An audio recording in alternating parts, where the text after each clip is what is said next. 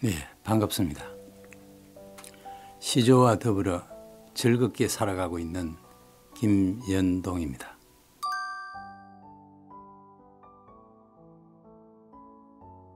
예, 1985년 8월경 여지랑 선생님께서 찾아오셔서 저에게 섬진시조 동인을 같이 할 것을 권유를 했습니다. 시조문학의 스승이라고 하면 저를 시조를 쓰게 해주시고 또 시조와 만나서 시조에 관련되는 여러 가지 좋은 이야기들을 많이 해주시면서 제가 습작을 하는데 많이 도와주시고 하신 그 여지랑 선생님을 저는 제 문학적 스승으로 생각을 하고 있습니다. 섬진시조 회원들이 거의 대부분이 그 초등학교 교사로 구성이 되어 있었습니다. 그분들의 실력이 초회 추천을 받은 정도의 실력을 가지고 있었습니다. 그래서 이래서는 안 되겠다 해서 열심히 제가 쓰기 시작을 했고, 완전히 초보자도 안 되는 어떤 저의 실력을 만회하기 위해서 매일 한 편씩 써가서 여지랑 쌤에게 사사를 받았습니다. 저에게 시조에 눈을 뜨게 해 주신 분이었습니다. 1987년 제가 신춘문예 당선을 했는데 신춘문예에 뽑아주신 선생님들이 박재삼, 김재현 두 분 선생님이었습니다. 그래서 이 두 분 선생님도 문단에 저를 첫 발을 딛게 해주신 분들이기 때문에 고맙게 생각을 하고 있고, 저는 또 마산여자고등학교로 발령을 받았어요. 거기 가니까 이우걸 선생님이 근무하고 계셨습니다. 그래서 첫 만남에서 이우걸 선생님이 저에게 네 사람의 얼굴을 건넸습니다. 거기에 실려있는 네 분들의 작품이 저는 처음으로 대하는 현대 시조들이었습니다. 그래서 그 작품들을 현대 시조의 길잡이로 삼아서 공부를 했습니다.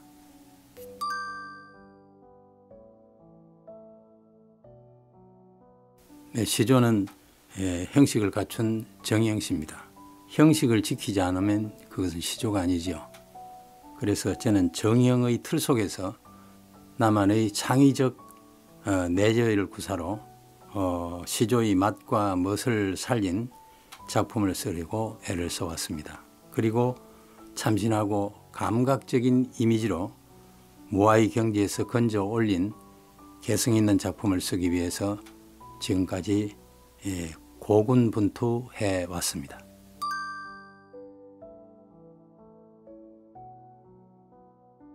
출간한 시조집, 첫 시조집은 1993년 저문날의 구더를 발간을 했습니다. 그리고 2001년 바다와 신발을 태학사 백인선으로 발간을 했습니다.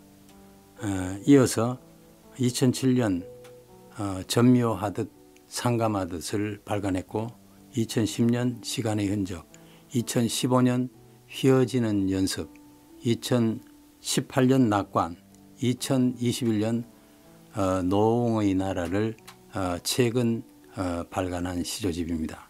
그리고 이제 그 사이에 2016년에 바다와 신발 증보판을 발간하기도 했습니다. 그래서 증보판까지 하면 7권을 발간을 했습니다.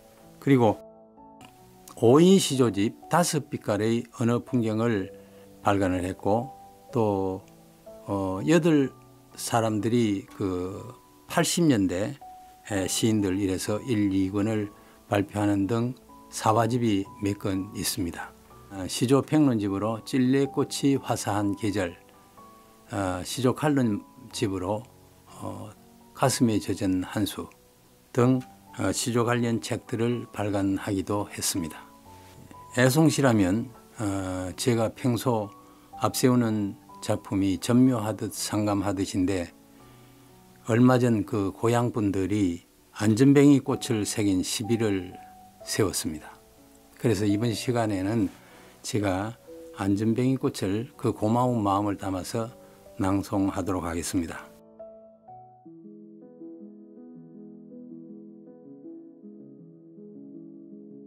여리고 작은 꽃이 시비하듯 피고 있다. 흐린 하늘 한 모서리 깨끗이 닦고 싶어 골기한 사람들처럼 무리지어 피나보다. 저만치 비켜서서 혼자서 피는 꽃도 먼 듯 가까운 듯 저 꽃 속 꽃이 되어 서로가 젖어오는 날 꿈꾸고 있나 보다.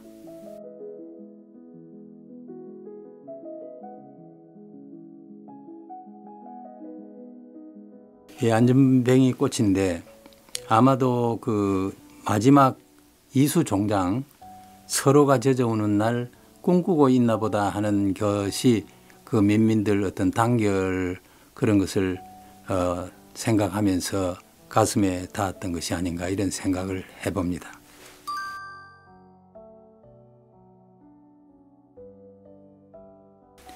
시조의 형식과 내용에 대해서는 오랜 시간을 이야기할 수 있는 그 주제인데 여기서는 시조 입문을 위한 그런 분들을 대상으로 해서 아주 간략하게 요점만 간추려 말씀드리도록 하겠습니다. 먼저 형식을 말씀드리겠습니다. 시조는 3장 6구 혹은 12음보 45자 내외의 느슨한 형식의 정형시입니다.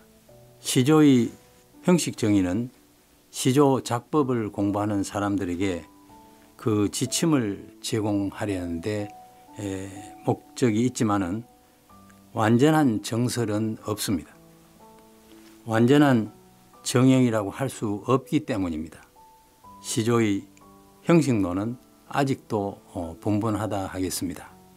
그래서 윤금초 선생님은 정형시이면서 비정형시다 이렇게 말씀하셨습니다. 저도 거기에 공감을 합니다. 먼저 시조 짓기를 위해서는 음수율을 체화해야 된다고 생각을 합니다.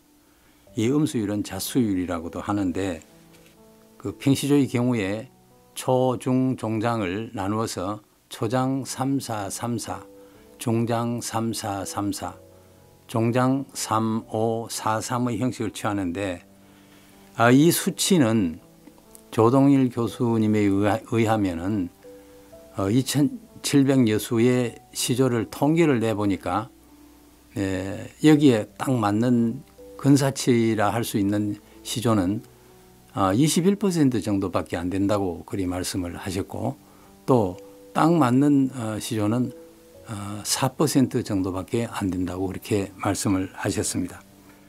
종장 척구 3자는 불변율이라 해서 가감할 수 없습니다. 이거는 꼭 지켜야 되는 시조의 정형시의 틀이라고 생각을 하면 좋겠습니다. 이 구는 5 내지 8자까지 허용된다고 알고 계시면 되겠습니다.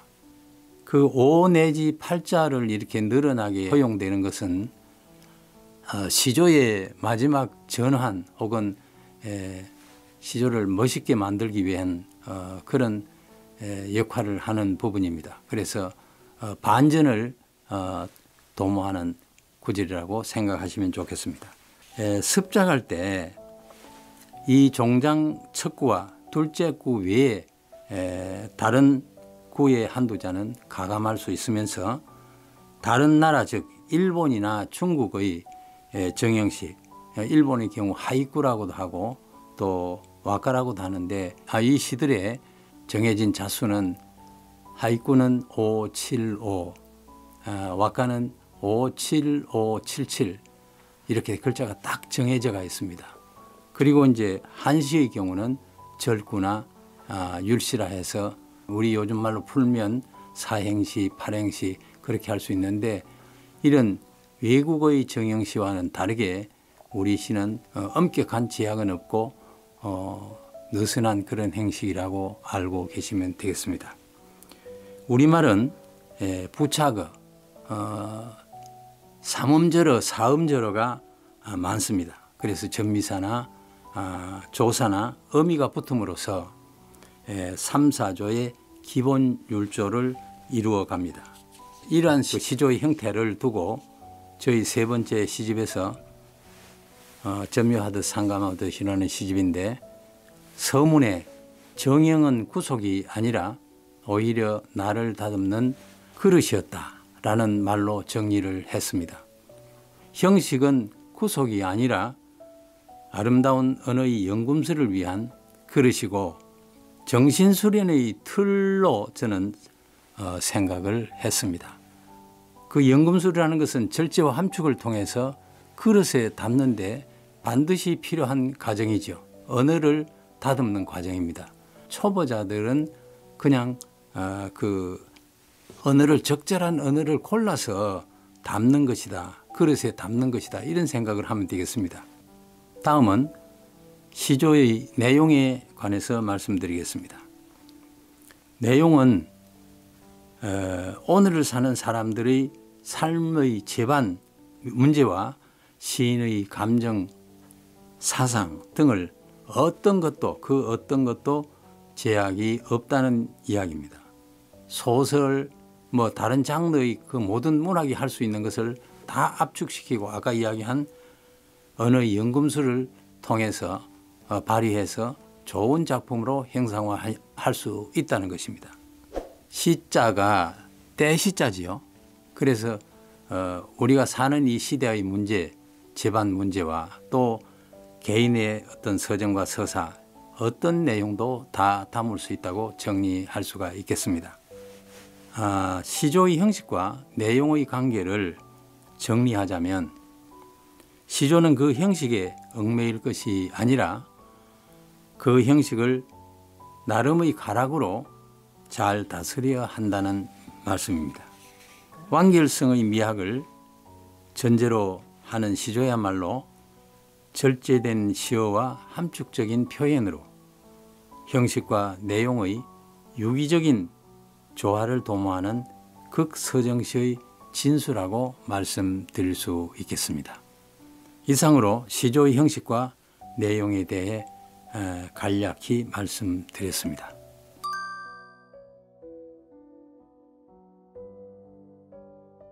예, 시조의 그 형식 때문에 방금 질문과 같은 그런 접근하기가 어렵다고 생각하는 사람들이 많은데 이걸 쉽게 그냥 시조를 우리가 그릇에 물을 붓듯이 형식에 자기의 생각을 담는다는 생각으로 접근을 하면 좀 더 쉽지 않겠느냐 그런 생각을 합니다.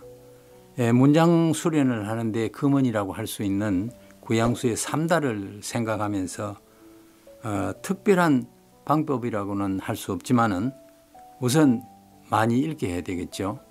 그리고 또 좋은 작품이 있으면 외워서 시조의 율격을 체화해야 될 것이고 그러고 난 뒤에 이제 율격이 체화되면 많이 써보게 하는 그런 방법으로 접근을 하면 좋을 것이라고 생각을 합니다. 이러한 측면에서 지금 현행 교과서에 과거에 비해서 시조가 많이 줄었습니다.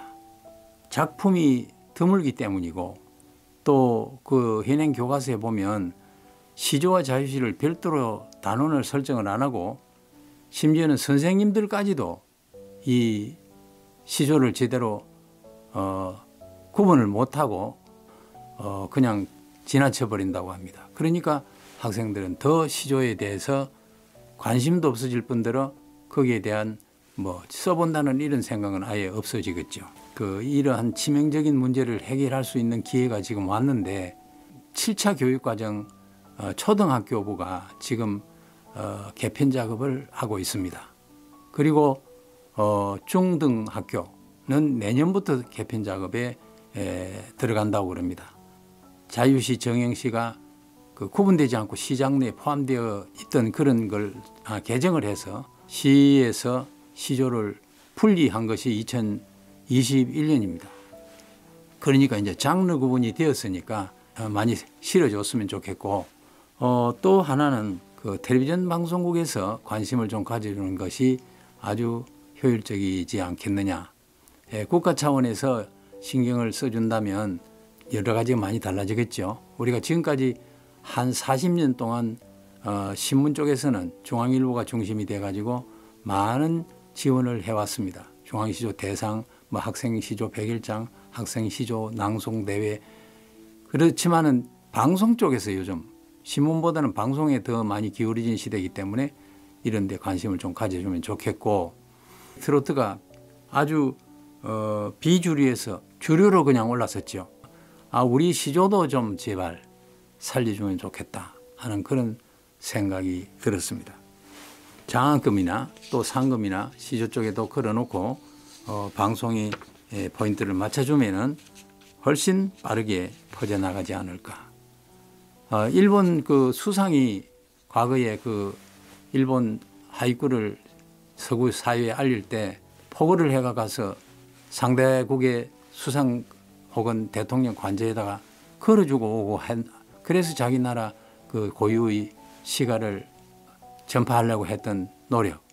우리도 좀 그런 정치인들이 그런 곳의 정치인들이 신경을 좀 써주면 얼마나 좋을까 하는 생각을 해봤습니다. 그 다음에 그 일본은 지금 하이쿠 시인이 제가 10년 전에 들었는데 800만이라고 그러죠. 근데 아마 지금은 더 늘어서 뭐 1000만을 넘어섰는가 모르겠는데 자유시 쓰는 시인은 4,500명 정도밖에 안 된다고 그래요. 그러니까 이런 점 우리하고는 정반대입니다. 우리는 시조 인구가 1000명에서 한 2000명 정도로 보고 있죠. 그래서 이제 이런 게 범국가적으로 신경을 쓰고 모든 사회 사람들이 언론이 이런 이제 관심을 가지게 되면은 우리 시조 시인도 10,000명, 10만 명 이렇게 늘어나지 않을까 긍정적인 생각을 해봅니다.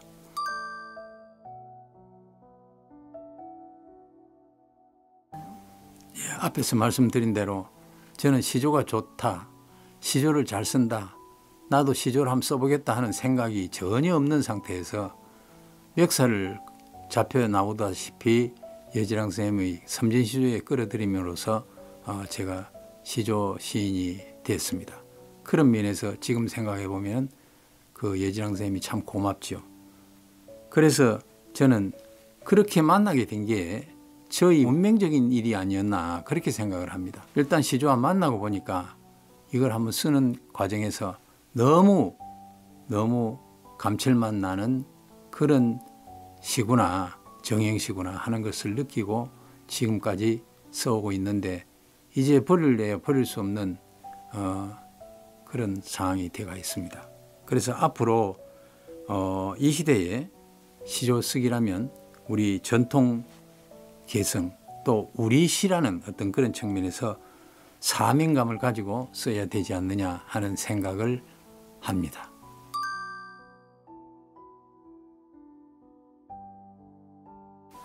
한 문장으로 말씀드리자면 시조와의 만남은 운명이었다. 그렇게 정리하고 싶습니다.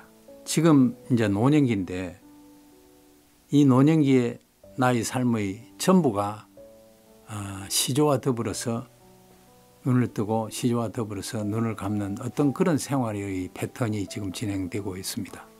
초정 선생님이 시를 잘 쓰려면 유서를 쓰듯이 써라. 그런 말씀을 남기시고 가셨죠. 저는 아직까지 유서를 쓰듯이는 한 번도 안 써봤습니다. 그런데 앞으로 유서를 쓰듯이 그렇게 써보려고 초정 선생님 말씀을 받들어서 써보려고 올라오면서 그렇게 생각을 했습니다.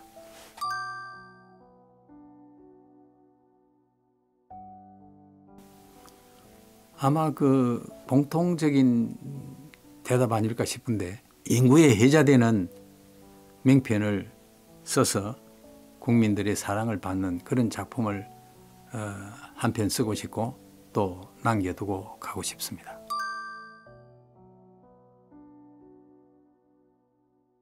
시조는 민족시입니다. 그리고 우리 시입니다. 민족의 가락이고 민족의 호흡이며 힘의 원천입니다. 다시 우리 문학의 구심점이 될 수 있도록 모든 국민과 시인들이 힘을 모아야 되겠습니다. 시조가 노벨문학상을 먼저 받아야 한다고 이금배 선생님이 KTV에 출연해서 역설을 하고 계시는 모습을 엊그제 제가 봤습니다. 이를 실현하기 위해서는 그 원로 이금배 선생님 한 분의 힘으로 되는 것도 아니고 좋은 작품이 있다고 해서 노벨문학상을 받는 것도 아니죠. 모든 국민과 모든 시인과 전 우리나라 정치적인 모든 분위기를 그런 쪽으로 관심을 집중시키고 몰아가야, 그리고 호응해야 가능하다고 생각을 합니다. 저도 빠른 시일에 시조가 노벨문학상 받는 그런 날이 오기를 기다립니다. 시조가 세계 문학에 영향을 미치는 그날이 오기를 기대하면서 제 말씀을 마치겠습니다. 감사합니다.